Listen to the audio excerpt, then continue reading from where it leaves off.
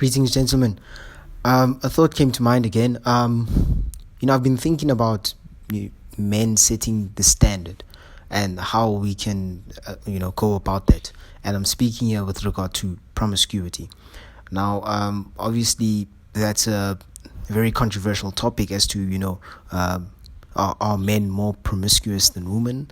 Is it due to the fact that men have higher levels of testosterone, or is it due to the fact that men are designed by biology to seek out as many mates as they can find?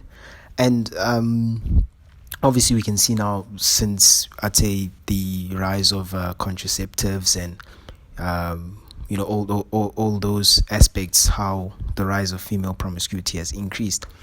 Now, my suggestion here is that men must, number one, raise their standards to prevent the degeneracy of society, and number two, men obviously channeling and controlling their sexual energy to other higher pursuits.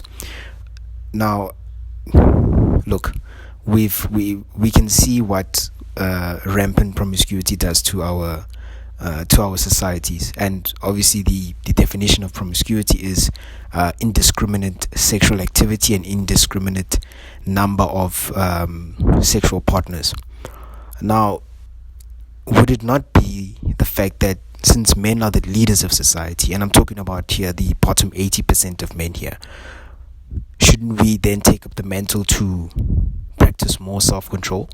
Shouldn't we take up the mantle and the responsibility of shunning such promiscuous behavior? Let us set the example, leading the women who follow behind us.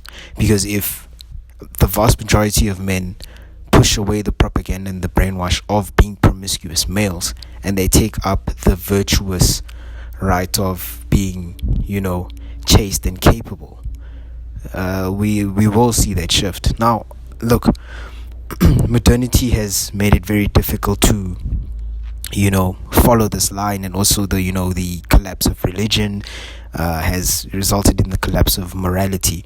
But maybe we can reinvent morality. Maybe we can make not being promiscuous very cool. Imagine if a young 16-year-old sees a successful lawyer, a 35-year-old lawyer who is committed to one woman, who doesn't run around and sleep with as many women as he can, who is super focused, and who is in general successful. And that man is he's committed to one woman. I mean, surely that 16-year-old will get inspired and then want to move into that. And as he grows, he will then realize that let me not go around pursuing woman to woman. Let me focus on what I'm supposed to do, my purpose, and that path will lead to greater prosperity. It's just something that I thought about, and it's also something that I feel should be out there and should be spread far and wide.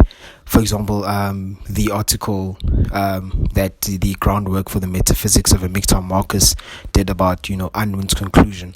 I think that it's very telling, and I think it's something that we should try and implement back into society. It can be done slowly, or it can be seen as like a counter propaganda, but it's something that we can look towards. And again, as I always reiterate, let's set the example. Let's do it by example. I mean, if you're going to be seeing woman or a woman, try and be chaste, try and see what's going on her side, and then you work on the non-sexual aspect in the beginning, and then from there you can you can direct the relationship in that direction in which you see fit.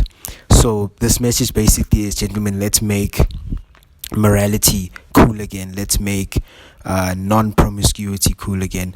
Let's show these young guys coming up that, listen here, there's something beyond just the short-lived pleasures of having multiple women, of going from woman to woman to woman. Now, I know obviously we have you could say the 99% of guys who apparently are deemed to be unattractive. I would say to those gentlemen, find your path, follow it, and take it. Try to retain your seed, try to guard your eyes, try to channel your sexual energy, and put it to something greater.